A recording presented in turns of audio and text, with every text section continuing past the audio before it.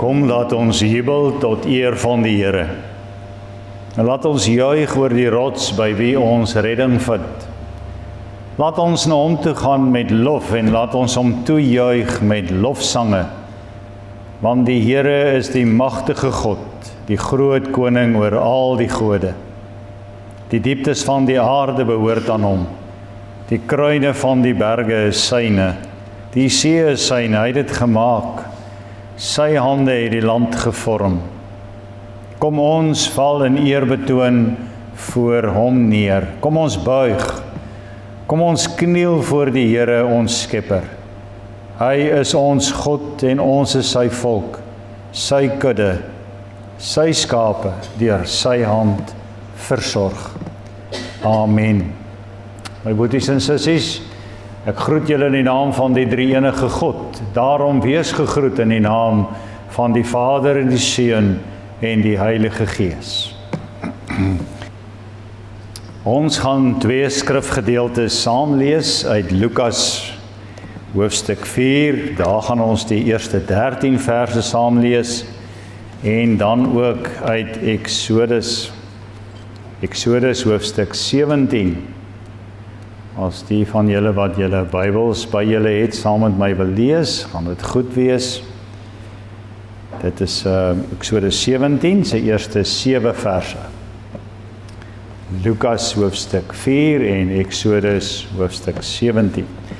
Nou Lukas 4 is 'n baie bekende gedeelte, die versoeking van Christus in die woestyn. Matteus en Lukas, hulle beskryf baie naby dieselfde. Markus het ook 'n weergawe, net 'n paar versies eintlik. Markus 2 versies en die twee ander evangeliste het meer aandag gegee aan die versoekingsverhaal. Of gebeure, moet ons sê. Lukas 4 vers 1 tot 13 en dan in Exodus hoofstuk 17. Ons Here se woord is oop voor ons. Ons het reeds al sy woord gehoor, toe ons die wet gehoor het. Kom ons buig ons hoofde voor hom en ons aanbid hom saam.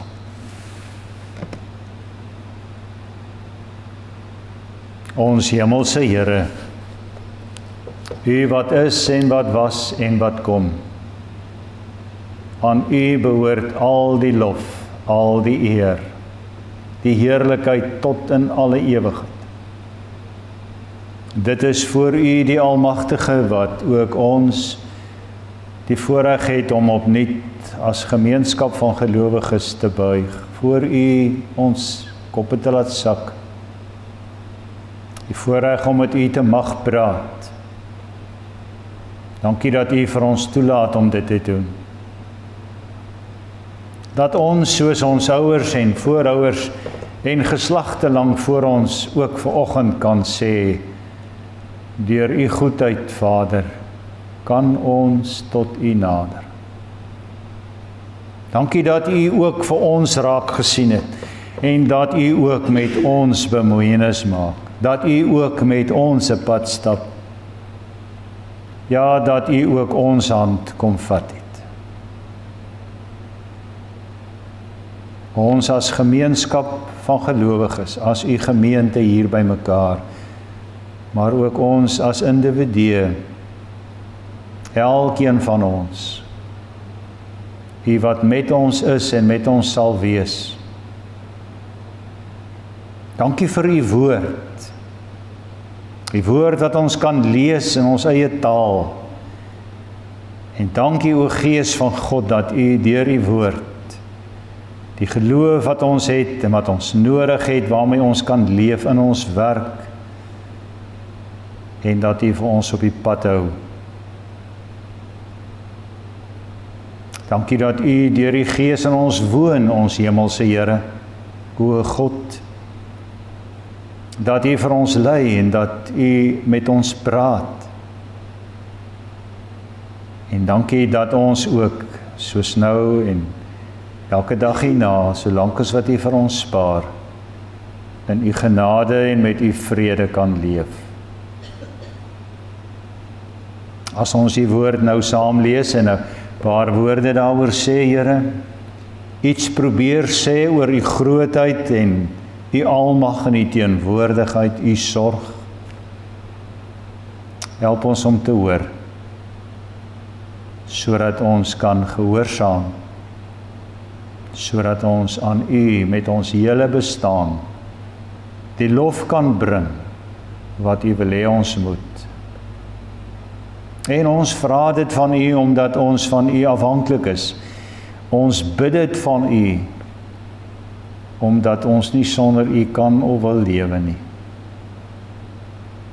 En ons doen dit alles soos altyd in die naam van Jesus Christus ons Here. Amen. Dit is die begin van Jesus se bediening, die verhaal oor die versoekinge, die doop by die Jordaan het plaasgevind, en nou staan hier by vers 1 van hoofstuk 4, dat Jesus vol van die Heilige Gees van die Jordaan af teruggekom het, en deur die Gees is hy na die woestyn toe gelei, waar hy 40 dae lank deur die duiwel versoek is. Die hele tyd het hy niks geëet nie, sodat hy aan die einde daarvan honger was. Die duiwel sê toe vir hom, as U die Seun van God is, sê vir hierdie klip, dit moet brood word. Maar Jesus antwoord hom, daar is geskrywe, 'n mens leef nie net van brood nie. En daarna bring die duiwel hom op 'n hoogte en wys hom in 'n oogwink al die koninkryke van die wêreld. Toe sê die duiwel vir hom, aan U sal ek al hierdie mag en majesteit gee, want dit is aan my oorgegee, en ek gee dit aan wie ek wil.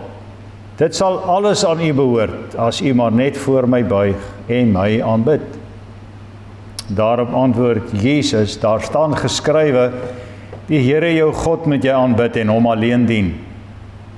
Hierna neem die duiwel hom na Jerusalem toe en laat hom op die hoogste punt van die tempel staan en sê, as U die Seun van God is, spring U af. Daar staan mos geskrywe, hy sal sy engele opdrag gee om jou te beskerm en op hulle hande sal hulle jou dra, sodat jy nie jou voet in 'n klip stamp. Maar Jesus antwoord hom, daar is gesê, jy mag die Here jou God nie op die proef stel. En nadat die duiwel met al die versoekings klaar was, het hy Jesus 'n tyd lank met rus gelaat. Eksodus 17 is kort voor die beloofde land. Hulle staan op die drempel om in te gaan, en ons hoor hierdie verhaal of hierdie optekening van hoe die dinge daar gebeur het. Hoofstuk 17 vers 1.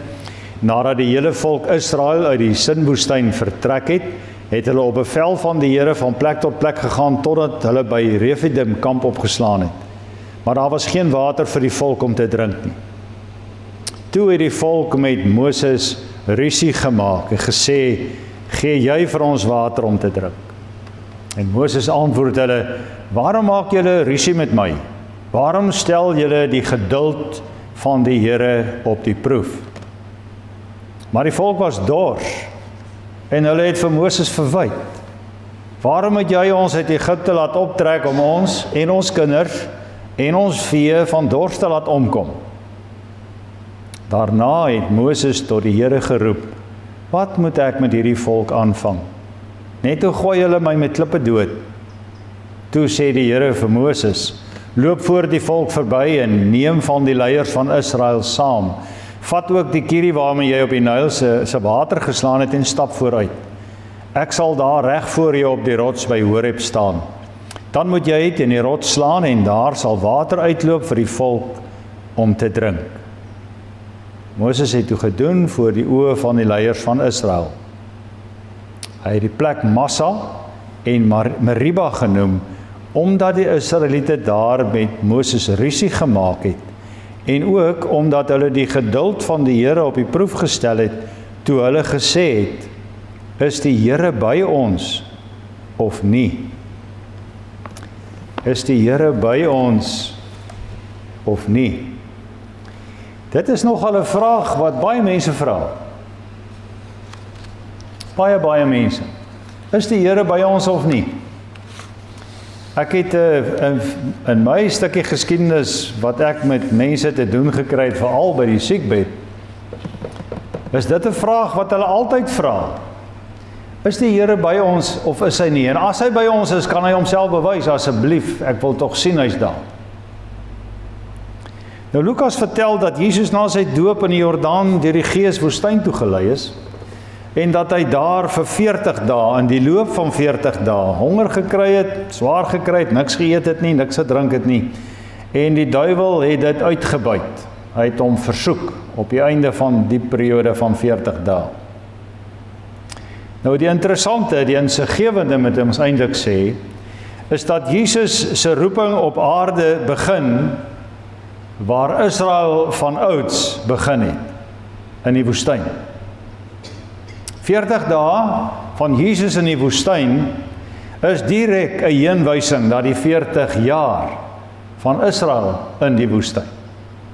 En soos Israel van ouds honger en dors en nie alles wat hulle nodig gehad het, altyd gehad het nie, beleef Jesus ook in sy tyd in die woestyn hierdie selfe ervaring, het hy dit alles net soos hulle, en hy word ook soos hulle deur die duiwel versoek.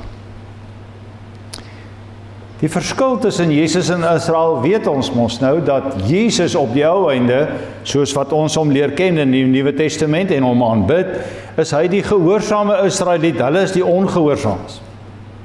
Dit is God se Israeliet, Jesus self, die Messias, wat nie gemaak het soos hulle nie.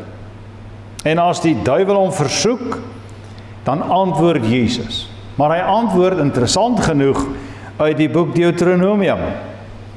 Dieselfde boek waar die volk gemaan is om te onthou dat dit God is wat vir hulle vir 40 jaar in die woestyn gesorg het. Julle moet onthou, God het vir julle gesorg. Lukas en ook Matteus vertel van 3 versoekinge. Die eerste een ken ons, dit is 'n versoeking vir brood, vir kos, vir voedsel. As 'n mens, nou jy kan jouself indink, as jy vir 40 dae nie geëet het nie, hoe voel jy? En iemand vir jou sê, jong, vat dan 'n stukkie brood. Dit kan jou net goed doen. Hoe temptasie kan dit nie wees nie? Die tweede versoeking is die vraag, die oeroue vraag, na watter een van die twee spel jy met 'n hoofletter? Is dit God of is dit die duiwel? Met ander woorde, wie dien jy? Wie is die hoogste prioriteit in jou bestaan, in ons bestaan? Die derde versoeking, soos Lukas dit aan ons voorhou, gaan oor die versoeking van God self. Dit gaan daaroor dat God uitgedaag word. Dit gaan daaroor dat God homself moet bewys. Dat hy het mos beloof. Nou, hy moenie net beloof nie. Hy moenie net praat nie. Hy moenie net sy woord gee nie. Hy moet ook doen. Hy moet dit wat hy sê, moet hy die daad by die woord voeg, sodat ons kan sien. Hy's God. Hy is wie hy is. Wie hy sê hy is. Jesus haal uit Deuteronomium 6 aan, wanneer hierdie versoeking na hom toe kom, die derde versoeking. Dan haal hy uit Deuteronomium 6 vers 16 aan, en Deuteronomium 6 vers 16 se agtergrond is Eksodus 17 wat ons nou gelees het, daai eerste 7 verse. In Eksodus 17 word vertel hoe God deur Israel uitgedaag is. Selfe woord, versoek is. Die Engelse sou sê, ek challenge jou, wys wie jy is. Jy het 'n goeie voorgee, doen dit nou. Hierdie duiwel is 'n kaland. Hy maak soos Jesus gemaak het. As Jesus die woord aanhaal en hy sê, daar staan geskrywe, dan sê die duiwel ook, soos nou hier in die derde versoeking, maar daar staan ook geskrywe. En hy gebruik Psalm 91 vers 11 en 12. Hy wil dus hê, met die derde versoek, Jesus moet die feit dat God in sy lewe en by hom teenwoordig is, dat God vir hom sorg, dat God met hom op pad is, Jesus moet dit daadwerklik God so beproef, dat hulle dit kan sien.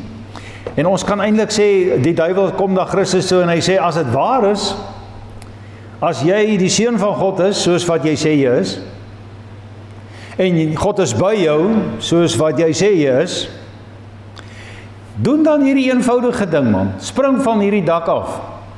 Die psalmdigter sê ons immers, die Here gaan jou vang, hy gaan nie jou voet sal nie eers 'n klip, die klip sal nie jy sal jou nie seer maak nie, sodat jy self en almal om jou kan sien, dat dit wat jy beweer, dit wat jy glo, dit wat jy van harte bely, dat dit inderdaad waar is. Dieselfde versoeking voor Israel in die woestyn, nie? Toe die honger en die dors die volk oorval en die lewe vir hulle van alle kante af druk en die kinders huil en die diere en die skape bler, daar's nie water nie, dis dors. Toe raak hulle nie net opstandig nie. Hulle raak meer as opstandig. Want dis wat 'n mens met ons nou gebeur, nee. Ek meen, jy raak opstandig. Kyk maar hierdie WhatsApp groep wat op Bergstraat is, nee, hoe opstandig raak die mense oor die dam leeg is. En ander mense hou die krane oop en hierdie mense dit. Ons mense raak opstandig as dinge met hulle begin moeilik raak. Maar Israel raak meer as dit. Hulle begin ook twyfel. Hulle begin twyfel aan God se belofte woord, dat hy homself aan hulle verbind het, dat hy die een is wat met hulle die pad stap, dat hy die een is wat vir hulle sorg. Hulle twyfel aan God se woord, dat hy met hulle op pad is na die beloofde land. Of, soos ons gesê het, bely het, saam met mekaar, ons glo aan die ewige lewe. As die Here dan met ons is, as hy vir ons sorg, en dit gaan so, ons het nie kos nie, ons het nie water nie, ons kinders het dit nie, ons diere het nie, dit raak vir ons ondraagbaar, laat God dan nou bewys hy's by ons, so dag Israel vir God uit, nee, en 'n uitdaging op hierdie manier, broers en susters, is niks anders nie, as maar 'n verbalisering van God se mense se twyfel in sy belofte woord. Indien Jesus daar in die woestyn hierdie selfde ongehoorsaamheid sou toon as Israel, sou Jesus net soos Israel ook 'n streep trek deur die Bybelse geloof wat leef van die beloftes van God. Daardie geloof wat tot God nader sonder voorskrifte, sonder bewyse. Geloof wat inderdaad met vrymoedigheid hulle begeertes en alles wat jy aan kan dink en nodig het met gebed en met smeking en met danksegging aan God kan bekend maak, maar wat die hele tyd onthou. Nie my wil nie, Here, maar U wil. Wik en weeg, maar ons weet God beskik. Net U wil, Here. En dis die geloof wat rus vind in en vergenoegd is met die woord. Niks anders nie. Net die woord. Dis die nogtans waarvan Habakuk ook praat en wat die evangelieskrywers en Paulus en al die ander so gereeld aanhaal, nogtans. En ons kan maar ook in hierdie verband die Hebreërbrief lees waar daarvan veral in hoofstuk 11 gepraat word van 'n geloof wat nie sien nie. Wat nie noodwendig ervaar nie. Die derde versoeking gaan as ware skuil agter die derde bede van die Ons Vader gebed. Nou dit is dan ook nie vreemd dat die derde van hierdie bedes, van die 3 bedes wat gaan oor ons met ons die Here moet ons asseblief ons sonde vergewe, soos ons ander vergewe. Hy moet asseblief elke dag vir ons broodjie gee en dan hy moet ons nie in versoeking laat kom nie.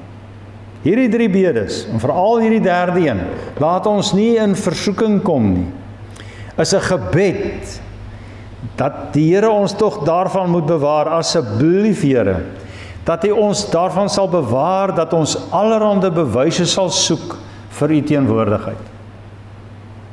Hy moet tog asseblief vir ons bewaar daarvan, dat ons hom sal uitdaag deur te wil sien en te ervaar, dat hy regtig vir ons sorg. Ek wil dit in my hande voel. Dit laat my dink aan jare terug, daar was hy is nou al dood die ou man. Hy het by Nicolou daar agter in die soutblok in die Kalahari gewerk. Was een van sy, hulle het mos maar net 1 of 2 werkers gewoonlik, daai Kalahari boere. Maar die man was jare by hom aan diens en wintertyd, soos Nico altyd gesê het, hy kan nie verstaan dat mense hom so lief kan kry in die winter nie. Want elke winter is hulle daar by hom en dan moet daar mos natuurlik nou 'n bokkie geskiet word en 'n skaapie geslag word. Maar as die mense nou die bok skiet, Nico se gewoonte was om al die vleis te werk vir die mense. Dit was sy plesier, hy het dit graag gedoen. En die ou jonge saam met hom gewerk. Het hulle die bokke afgeslag en hulle haarslaa uitgehaal en die hele besigheid. En die vleis verwerk, die biltonkies en die droewors en die maalvleisies gemaak. Nico sê onthou, een dag het hulle ook daar gestaan, terwyl die mense nou vertrek, alles is gelaai. En die man het die venster afgedraai en hy groet vir Nico. Hy sê, ou Nico, baie dankie man. Ek het 'n groot voorreg om hier by jou te kom kuier. O Jan Klaas, terwyl hy so wegry, baie dankie vir jou ook man. En dan ry hy. En nou Nico onthou, hy sê, Klaas so saggies by homself. Hey, ek sal hom so graag hy dankie wou gevoel het. Dis hoe ons is. As ons die Here aanbid, wil ons dit voel. Ons wil dit ervaar, ons wil dit sien. Ek het mos nou gevra, waar is hy? Waar is hy? Nee, Here, laat ons nie in daai versoeking kom. Laat ons nie so uitdaging voor U leef nie. Laat ons in stil vertroue voor U leef.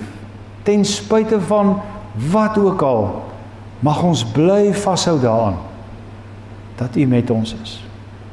Mag dit vir ons genoeg wees om te weet dat U weet.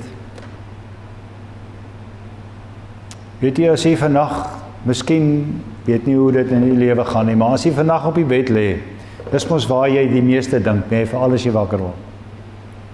En die goed jou maal deur jou kop en jy's bekommerd, of die dinge is moeilik, of jou kinders, of die land se moeilikheid, of wat ook al, waaroor jy wakker lê. Onthou hierdie woorde. Here, maak dit vir my genoeg om te weet dat U weet. Al sien ek niks. Ek weet, U weet. Dis die groot versoeking waarvoor ons dikwels staan. Dat ons meer wil sien as wat die geloof vir ons gee. Ons moet voortdurend biddend afhanklik waak daarteen, om te verwag dat God, hierdie groot God wat ons aanbid, om op watter manier ook al in ons lewe moet bewys, op die manier wat ons graag wil hê hy moet. Die sekerheid wat die geloof in God het, kom nie op 'n ander manier na ons toe, as deur God self. Wie bewyse van God se teenwoordigheid vra, gee toe aan hierdie oeroue versoeking van die duiwel wat daarop uit is, om jou te tempteer en te sê, maar as daar niks gebeur nie, kan hy mos nie God wees nie. Of, as daar niks gebeur nie, is jou geloof mos nie groot genoeg. Waar is jou God? Ons leef deur die geloof, nie deur te sien nie. Skryf ook die apostel Paulus in 2 Korintiërs 5 vers 7. Al lê 'n nuwe jaar voor, ons hoor almal van baie goeters en dinge en ons verwag en ons hoop baie goed en ons bid vir baie goed. Maar mag die goeie God wat ons aanbid, wat homself aan ons verbind het en deur die doop daardie verbintenis met ons in ons kroos bevestig het, mag hy ons hierdie nuwe jaar met al die uitdagings wat oor ons pad mag kom, daarvan bewaar dat ons nie in versoeking sal kom. Dat hy ons van die bose sal verlos Hy het immers aan ons, my boeties en sissies, hy het homself aan ons op sy erewoord verbonde verklaar. Ek is met jou al die dae tot aan die volëinding. Aan my behoort die koninkryk en die krag en die heerlikheid tot aan alle ewigheid. So bely ons, so bid ons. En aan hierdie God behoort ons. Gaan huis toe. Gaan kyk die lewe in die oë. Gaan verwag 'n klomp goed. Maar nie my wil nie. Laat u wil geskied, Here. Dankie dat ek mag weet dat u weet. Amen. Kom ons buig voor hom.